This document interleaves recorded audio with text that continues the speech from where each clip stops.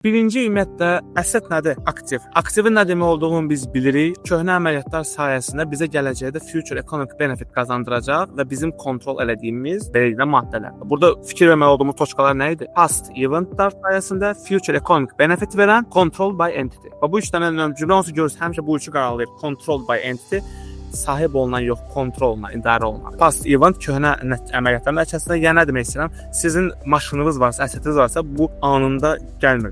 Məsələn, ən azı bir saat əvvəl almışsınız ki, bu sizin aktivizdir. Past eventlər sayəsində və future economic benefit sizə gələcəkdə ekonomik benefit qazandıracaq.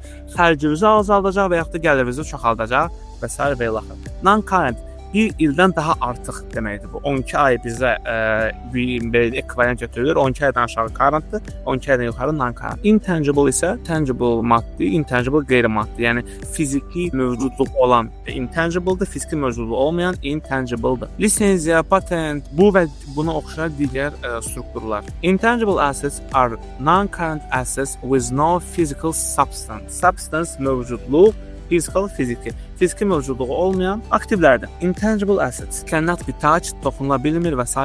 Intangible assetlərin qaydaları, yəni qaydansı IAS 38-ə dayanır. IAS 38 intangible asset. Intangible assetlər kapitalize olunur və amortizasiya olunur. Amortizasiya nə edir? PL-də, profit and loss-da, right of owner expenses-də. Yəni ki, bilirsiniz də, depreciation, amortization eyni şey deyil. Depreciation maddi aktivlərdir, amortizasiya qeyri-maddi aktivlərdir. Amma dayanıqlı enitdə yenə dəyəri var. Dəyərdən useful life-a bölürsən, residual value çıxıb useful life-a bölürsən, o onun həminlik amortizasiyasıdır.